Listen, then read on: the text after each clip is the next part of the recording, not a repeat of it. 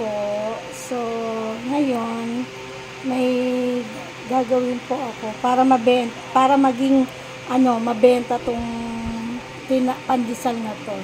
Tingnan niyo po yung pandesal namin. Ito po yung pandesal. Kaninang umaga po yan. So, para makain. Kasi ayaw nila na kahit may palaman, nasawa na sila sa palaman. So, gagawin ko po ay lalagyan ko po yan ng palaman para makain nila. Tingnan natin kung ano ang aking gagawin. Sundan nyo po ako sa video ko po. So, ito po, hiwain ko lang po to sa gitna. Ito, bakit may ganun? Ayan, hiniwa ko lang po sa gitna.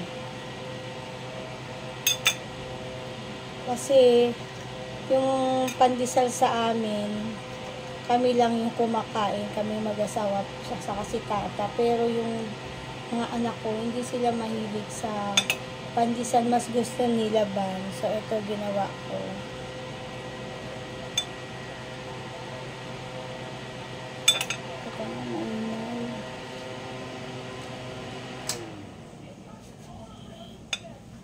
Masyadong maingay. So, ito.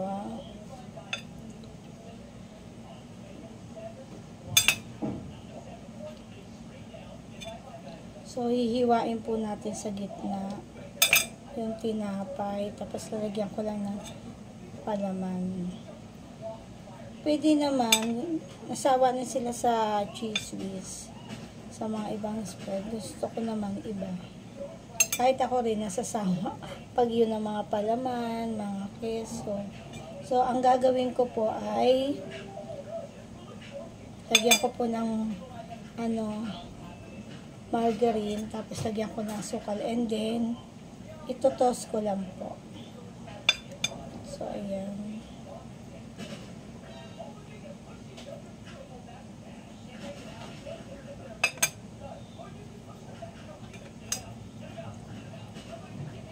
Ayan. Para makain nila.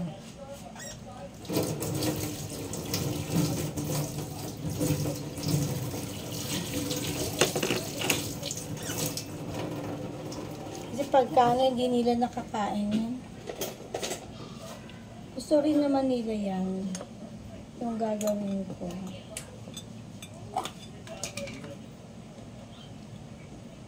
So, para maiba naman. Kumakain naman sila ng ayan. Lagyan ko na po ng palaman. Lagyan ko ng margarine. Tapos lagyan ko ng asukal. And then itutoast ko lang po to sa sa kawali.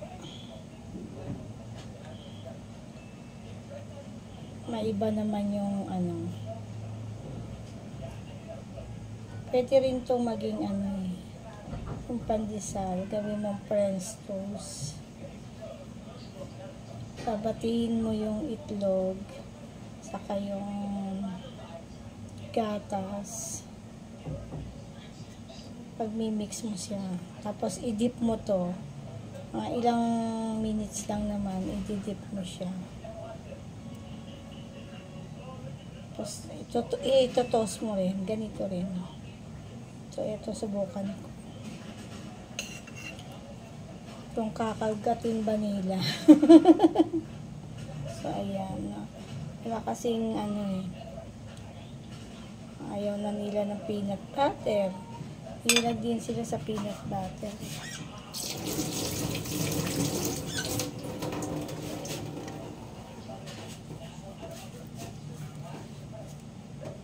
Ayan ba yan?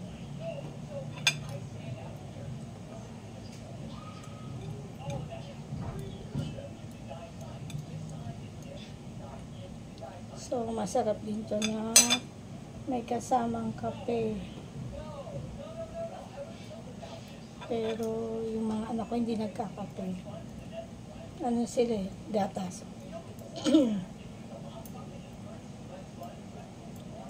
Yan. Palamanan lang natin.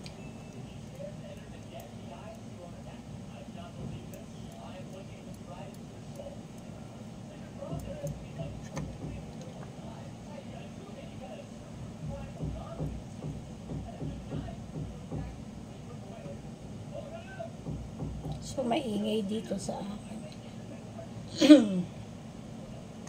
Kasi may ginagawang bahay.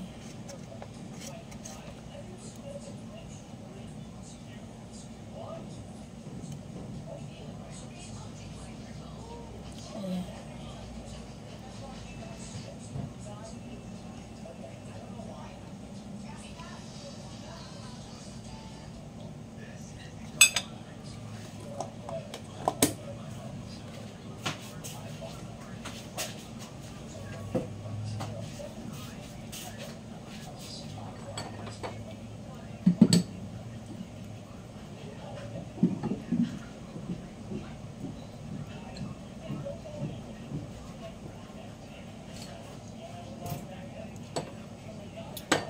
So, lagyan ko na ng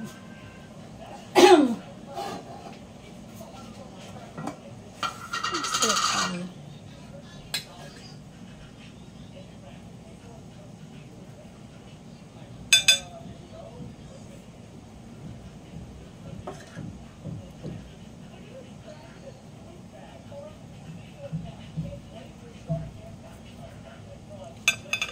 Kita niya.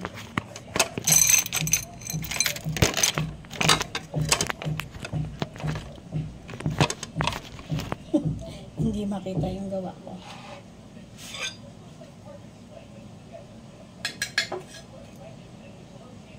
So, lagyan ko lang ng konting asukal. Tapos, mamaya to. Yummy na.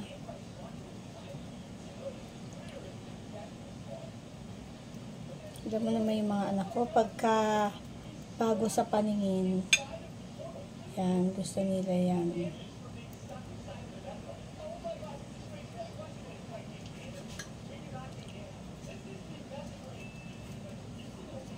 So, nilagyan ko po ng sugar. Yan.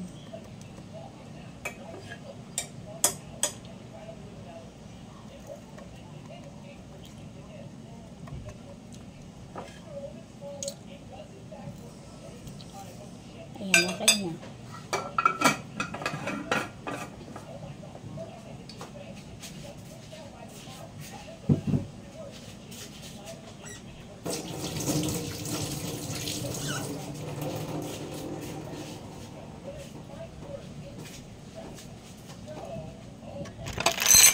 Ay.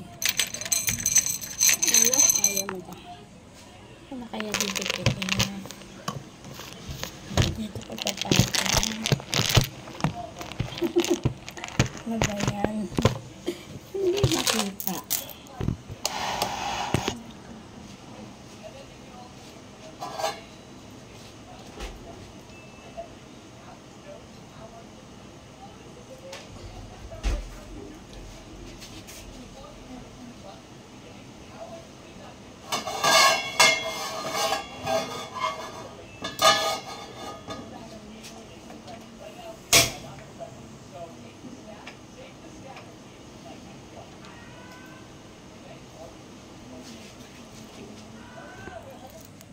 Saan ba yung kita? Yan. Para kita yung yan. Kita yung ginagawa ko.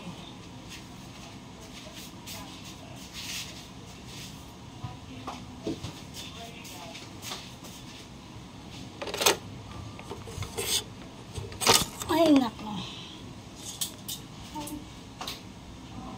Hinaan ko yung apoy. So, lagay na natin.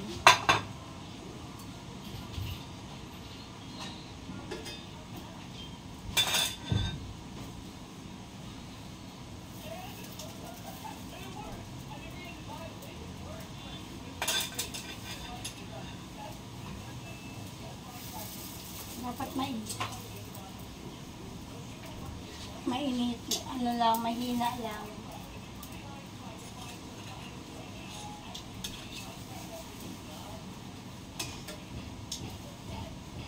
Ay, lumikit.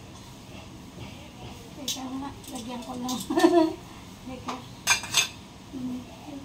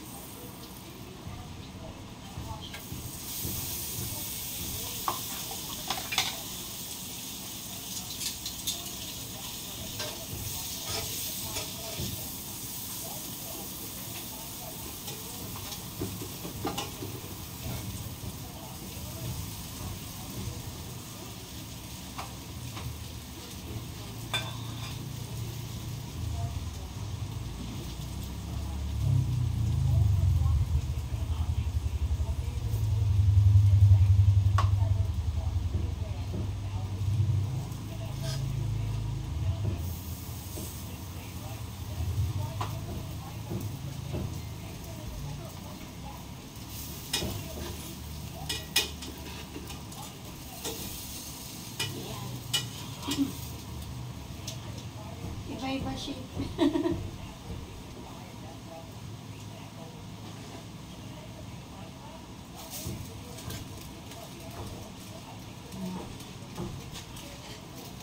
Actually, konti lang. May ibang shape.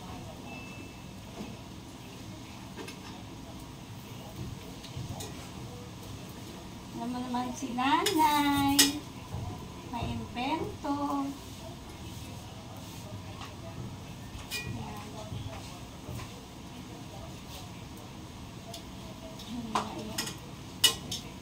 Masyadong mahina.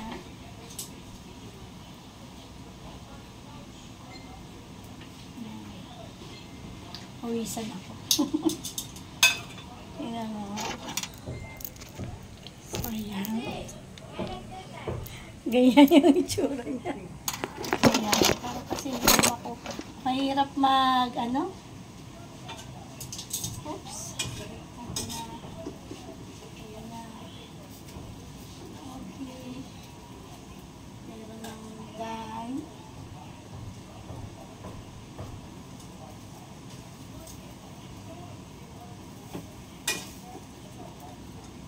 Okay na to.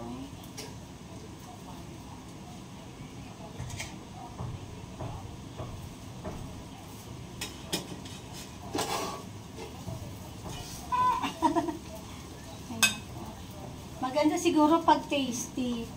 Kasi yung forma niya, ano, hindi kagaya ng pandesal, may pisat. Iba-ibang size. So, ayan.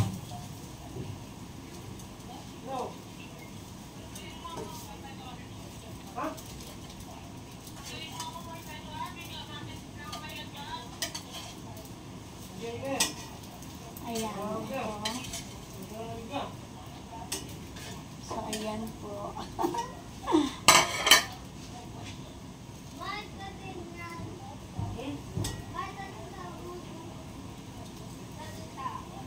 So, ito yung ano ba yung size na pinagawa ko? Iba-iba may sunog.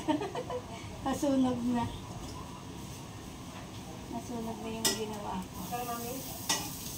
Wait lang. Tapos na daw ako. Wait lang. Nagbibideo pa ako. Ayan. So, ayan. Maganda siguro, next time gawin ko, tasty. Ayan. So, off ko na. At,